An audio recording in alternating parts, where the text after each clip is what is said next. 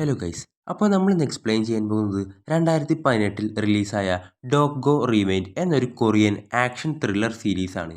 അപ്പോൾ മൊത്തം 4 എപ്പിസോഡുകൾ അടങ്ങിയ ഒരു സീരീസാണിത്. ഒരു മിനി സീരീസ്. അപ്പോൾ നമുക്ക് നേരെ എക്സ്പ്ലനേഷനിലോട്ട് കടക്കാം. അതിനു മുമ്പ് എൻ്റെ ചാനൽ ഇതുവരെ സബ്സ്ക്രൈബ് ചെയ്തില്ലെങ്കിൽ തീർച്ചയായും സബ്സ്ക്രൈബ് ചെയ്യുക. ഈ എപ്പിസോഡിൻ്റെ തുടക്കത്തിൽ കാണിക്കുന്നത് ടേജിൻ്റെ റെസ്ലിംഗ് ട്രെയിനിങ് ആണ്. ആ സമയം പതിവ് പോലെ ആ പെണ്ണ് വീണ്ടും വന്നിട്ടുണ്ടാകും. ശേഷം അവൾ അപ്പോൾ നാളെ എൻ്റെ കൂടെ സമയം സ്പെൻഡ് ചെയ്യാൻ പറ്റില്ലേ എന്ന് ചോദിക്കുമ്പോൾ പറ്റില്ലെന്ന് പറയും. കാരണം എനിക്കതിന് താല്പര്യമില്ലാത്തത് കൊണ്ടല്ല. നിനക്കറിയാലോ എൻ്റെ ട്രെയിനിങ്ങിനെ കുറിച്ച്. അങ്ങനെയാണെങ്കിൽ ട്രെയിനിങ് ഇല്ലാത്ത ദിവസം നോക്കാം. നിൻ്റെ ട്രെയിനിങ് സ്കെഡ്യൂളൊക്കെ കൃത്യമായി എനിക്കറിയാം. അപ്പോൾ ഓക്കെ, നമുക്ക് നോക്കാമെന്ന് പറയും. എന്നിട്ട് അവൻ്റെ കയ്യിൽ നിന്ന് പ്രോമിസൊക്കെ വാങ്ങും. ശേഷം കിം ജോങ് കാങ്ങിൻ്റെ ഏരിയയിൽ അവനെ കാണാനായി ഇരിക്കുന്നുണ്ടാവും. ആ സമയത്താണ് അവിടേക്ക് ടേജിൻ വരുന്നത്. കിം ജോങ്ങിനോട് എവിടെയുള്ള പയ്യന്മാരെ കണ്ടായിരുന്നോ എന്ന് ചോദിക്കുമ്പോൾ എനിക്കെങ്ങനെ അറിയാനാന്ന് ചോദിക്കും. ഓ, ആള് ചെറുതാണേലും എന്താ ഗൗരവം, അന്ന് ഫുഡ് വാങ്ങിത്തരണമെന്ന് പറഞ്ഞതായിരുന്നല്ലോ, എന്നിട്ടിപ്പോൾ എവിടേക്ക് പോയി? അങ്ങനെ പോകാൻ നിൽക്കുമ്പോൾ കിം വിളിക്കും. നീ ഇപ്പോൾ എന്താ പറഞ്ഞ്? എന്ത് ചെറുതാണെന്ന് പറഞ്ഞാണോ? സോറി എന്ന് പറയും. പക്ഷെ കിം വിടില്ല. ഒന്നുകൂടെ പറയടാന്ന് പറയും. ഓ, എനിക്കിപ്പോൾ ഫൈറ്റ് ചെയ്യാൻ ഒരു താല്പര്യമില്ല, നീ വേറെ ആരെങ്കിലും നോക്ക്. അതൊന്നും കേൾക്കാതെ കിം അവനെ അടിക്കാനായി നോക്കും. ടേജിൻ പരമാവധി ഒഴിയാൻ നോക്കുമെങ്കിലും മറ്റവൻ അതിന് തയ്യാറാവില്ല. കിം അവൻ്റെ ട്യൂബില്ലാത്ത 2 പേന പുറത്തേക്ക് എടുക്കും. എന്നിട്ട് അടിക്കാൻ പോകും. ആ സമയത്താണ് അവിടേക്ക് കാങ്ങും ടീമും എത്തുന്നത്. എന്താ ഇവിടെ ചെയ്യുന്നത്?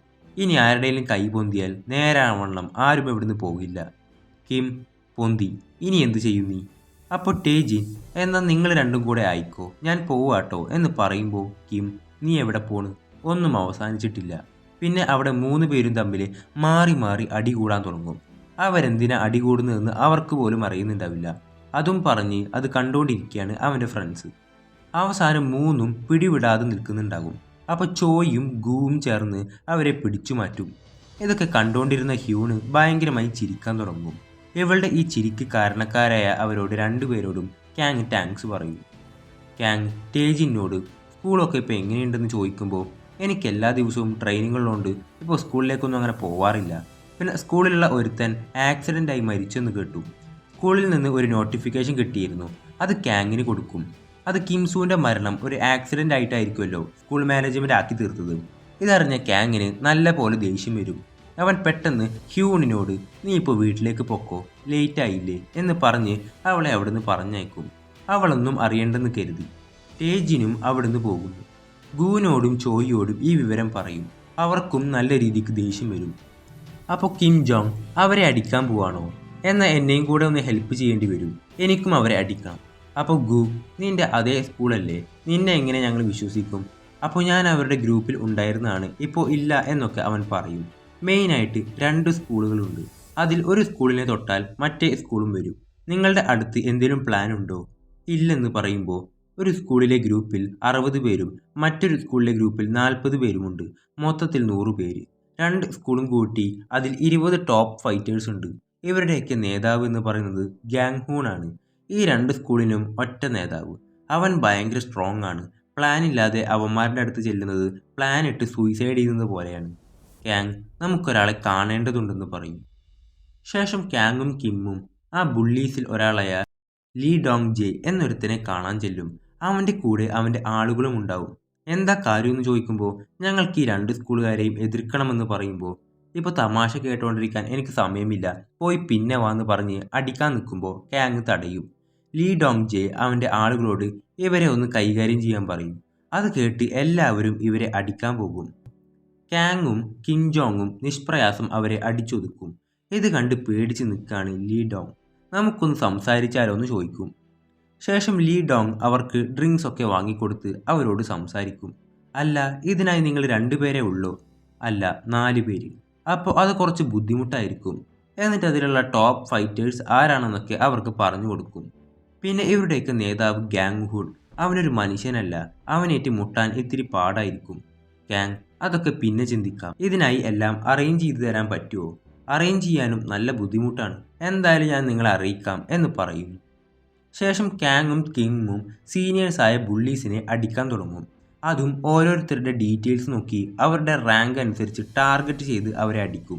എത്ര വലിയ ഫൈറ്റേഴ്സ് ആണേലും ക്യാങ്ങും കിമ്മും ഈസിയായി അവരെ തോൽപ്പിക്കുന്നു. ശേഷം അന്ന് പറഞ്ഞ പോലെ ടേജിനുമായി പുറത്തു പോകാൻ കാത്തു നിൽക്കുകയാണ് ആ പെണ്ണ്. ആ സമയത്ത് ആ സ്കൂളിലെ ബുള്ളീസിൻ്റെ നേതാവ് അവിടേക്ക് വരും. ഹ്യൂണിനെ തട്ടിക്കൊണ്ടുപോയില്ലേ അവൻ, എന്നിട്ട് എൻ്റെ ഗേൾ ഫ്രണ്ട് ആവാൻ പറ്റുമോ? അപ്പോൾ അവൾക്കതിൽ താല്പര്യമില്ലെന്ന് പറയുമ്പോൾ ഇവൻ ബലം പിടിക്കും. അപ്പോൾ അത് റോഡ് സൈഡ് ആയതുകൊണ്ടും ആളുകൾ നോക്കുന്നത് കൊണ്ടും അവനത് നിർത്തും. ആ സമയത്താണ് ഇതും കണ്ടുകൊണ്ട് തേജിൻ അവിടെ എത്തുന്നത്. അവന് നന്നായി ദേഷ്യം വരും. നീ ആ +1 റെസ്ലർ അല്ലേ, ഇങ്ങനെയാണോടാ ഒരു സീനിയറിനോട് പെരുമാറേണ്ടത്, കൊന്നുകളയുമെന്ന് പറയും. തല താഴ്ത്തി സംസാരിക്കണമെന്ന് പറയും. എന്നിട്ട് അടിക്കാൻ നിൽക്കുമ്പോൾ തടയും. അവിടെ ഒരു അടി ഉണ്ടാകാൻ പോകുമ്പോഴേക്കും ഇത് കണ്ട അവരുടെ സ്കൂളിലെ സാർ വന്ന് അവരെ ചീത്ത പറയുന്നു. അങ്ങനെ ആ അടി മിസ്സാവും. അവൻ അവളെയും കൊണ്ടവിടുന്ന് പോകുന്നു. തേജിൻ അവളോട് ഓക്കെ അല്ലേ എന്ന് ചോദിക്കുമ്പോൾ ആ ഓക്കെ ആണെന്ന് പറയും. പിന്നെ നീ ഭയങ്കര അടിപൊളിയാണെന്ന് ആ പെണ്ണ് പറയുമ്പോൾ അവനും ഒരു ചിരിയൊക്കെ വരുന്നുണ്ട്. ശേഷം അവർ ഒരുമിച്ചിരുന്ന് പാട്ടൊക്കെ കേൾക്കാൻ പോകും. കുറേ ഫോട്ടോസൊക്കെ എടുക്കും. പക്ഷെ തേജിൻ തീരെ റൊമാൻറ്റിക് ആയിരിക്കില്ല. എന്താ ചെയ്യേണ്ടതെന്ന് പോലും അവൻ അറിയുന്നുണ്ടാവില്ല. പക്ഷെ അവർ ഹാപ്പി ആയിരിക്കും. ഒരു പാത്രത്തിൽ നിന്ന് ഫുഡ് കഴിക്കുമ്പോൾ പോലും അവനായിരിക്കും അതിൽ വയറ് നിറച്ച് കഴിക്കുന്നത്. അവൾ തന്നെ ടിഷ്യൂ ഒക്കെ എടുത്ത് ക്ലീൻ ചെയ്ത് കൊടുക്കും. ശേഷം അവൻ ഇനി ടൂർണമെൻറ്റ് കഴിയുന്നത് വരെ എന്നെ കാണാൻ വരണ്ട. എന്തേ, ഞാൻ എന്തെങ്കിലും തെറ്റായി ചെയ്തു? അല്ല, അങ്ങനെയല്ല. ഞാനിപ്പോൾ ആ ടൂർണമെൻറ്റിനാണ് ഫോക്കസ് കൊടുക്കുന്നത്. അതുപോലെ നീയും എൻട്രൻസ് എക്സാമിൽ ഫോക്കസ് ചെയ്യണമെന്ന് പറയും. ശേഷം ക്യാങ് ലീ ഡോങ്ങിനെ വിളിച്ച് ഇന്ന ആൾക്കാരെ തൂക്കിയിട്ടുണ്ടെന്ന് പറയും. അടിപൊളി, ആരാ അടുത്തതെന്ന് ചോദിക്കും ക്യാങ്. ശേഷം തേജിൻ്റെ ഫ്രണ്ടിൻ്റെ അതേ ക്ലാസ്സിലായിരിക്കും ആ സീനിയർ ബുള്ളി ഉള്ളത്. അവനോട് നീയല്ലേ ആ റെസ്ലിംഗ് ടീമിൻ്റെ മാനേജർ, ആ +1 തേജിൻ, അവൻ എന്തോ ഒരു ബഹുമാനക്കുറവ്, നീ അതൊന്ന് ചോദിക്കണമെന്ന് പറയുമ്പോൾ ഇതെന്ത് തേങ്ങ എന്ന രീതിക്ക് അവൻ ഇഗ്നോർ ചെയ്യും. ഇത് കണ്ട് ദേഷ്യം വന്ന ബുള്ളി നിനക്ക് പറ്റില്ലെങ്കിൽ ഞാൻ ചെയ്യാം, ഞാൻ ഉദ്ദേശിച്ചത് എന്താണെന്ന് മനസ്സിലായില്ലേ നിനക്ക്? അപ്പോൾ തേജിൻ്റെ ഫ്രണ്ടും എണീച്ച് പറയും നീ എൻ്റെ പിള്ളേരോട് കളിച്ചാൽ ഞാൻ നിന്നെ തന്നെ തൂക്കിയെടുത്ത് എറിയും. അപ്പോൾ മറ്റവൻ ചിരിച്ചുകൊണ്ട് ഒരു പന്നി ഒരു മനുഷ്യനെ ഭീഷണിപ്പെടുത്തുന്ന പോലെയുണ്ടെന്ന് പറയുമ്പോൾ ഇത് കേട്ട് ദേഷ്യം വന്ന അവൻ തള്ളിയിടുന്നു. എന്നിട്ട് അത് റെക്കോർഡായോ എന്ന് ചോദിക്കും. ഇത് മനഃപൂർവ്വം റെക്കോർഡ് ചെയ്യാൻ വേണ്ടിയാണ് അവൻ ചെന്ന് ചൊറിഞ്ഞത്. എന്നിട്ടത് പോസ്റ്റ് ചെയ്യും സോഷ്യൽ മീഡിയയിൽ. ഇത് പ്രിൻസിപ്പൽ കാണുകയും ഇവനെ റെസ്ലിംഗ് ടീമിലെ അധികൃതരെയും അറിയിക്കും ഈ കാര്യം. ഇതൊക്കെ താൻ കാരണമാണെന്ന് തേജിൻ പറയുമ്പോൾ അല്ല, ഞാനാണ് ആ വീഡിയോയിൽ പെട്ടത്, അതുകൊണ്ട് ഇതിൻ്റെ ഫുൾ റെസ്പോൺസിബിലിറ്റി എനിക്കാണെന്ന് പറയും. ശേഷം സീനിയർ ബുള്ളി നടന്നു വരുമ്പോൾ അവിടെ ഒരു നോട്ടീസ് കാണും. അതിൽ തേജിൻ്റെ ഫ്രണ്ടിനെ സസ്പെൻഡ് ചെയ്തു എന്നായിരിക്കും. അപ്പോൾ ആ ടീമിനെ പിരിച്ചുവിടേണ്ടതിന് പകരം സസ്പെൻഷനാണോ കൊടുത്തത്? അപ്പോൾ അവനെ റെസ്ലിംഗ് ടീമിൽ നിന്ന് പുറത്താക്കി എന്ന് പറയുമ്പോൾ അതല്ല എനിക്ക് വേണ്ടതെന്ന് പറയും. ശേഷം തേജിൻ അവനോട് ചെന്ന് സോറി പറയും. ഇതൊന്ന് സോൾവ് ആക്കാനായി. ഇപ്പോൾ എവിടെ നിന്ന് വന്നു ഈ റെസ്പെക്റ്റ്? മുട്ടയിലിരിക്കാൻ പറയും അവനോട്. ഇനി സ്വന്തം കാര്യം നോക്കി നടക്കാൻ നോക്കെന്നും പറഞ്ഞ് അവൻ പോകുന്നു.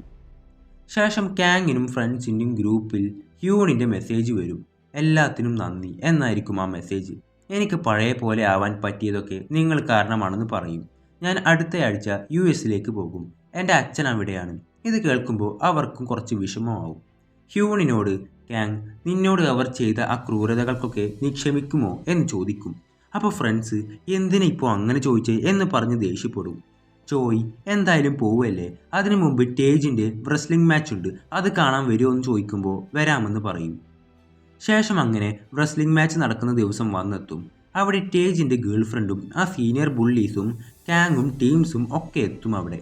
ആ സമയം ഹ്യൂൺ ആ ബുള്ളിയെ കാണുമ്പോൾ പാനിക്കാവുന്നുണ്ട്. ആദ്യം തന്നെ തേജിൻ ഒരുത്തിനെ വീഴ്ത്തി അവിടെ സ്കോർ ചെയ്യും. ഹ്യൂൺ ക്യാങ്ങിനോട് എനിക്ക് വീട്ടിൽ പോകണമെന്ന് പറയും.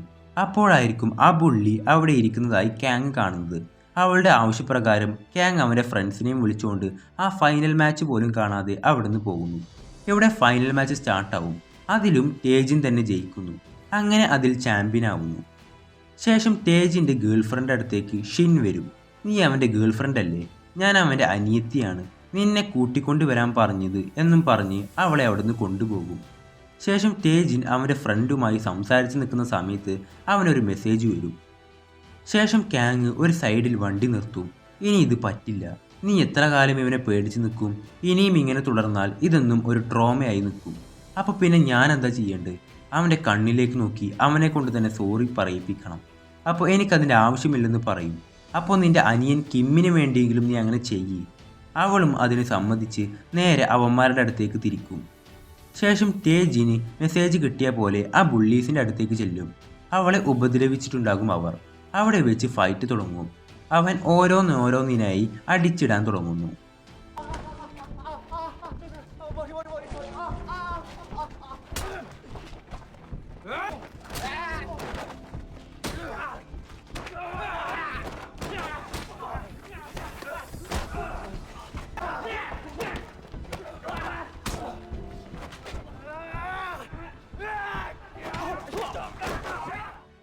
അങ്ങനെ അവസാനം അവർ രണ്ടുപേരും നേർക്കുനേർ വരുന്നതും കാണിച്ചുകൊണ്ടാണ് ഈ എപ്പിസോഡുകൾ അവസാനിക്കുന്നത്. അപ്പോൾ അടുത്ത എപ്പിസോഡുമായി ഉടൻ വരുന്നതാണ്. ആ എപ്പിസോഡുകളെല്ലാം മിസ്സാവാതിരിക്കാനായി ഈ ചാനൽ ഒന്ന് സബ്സ്ക്രൈബ് ചെയ്യുക.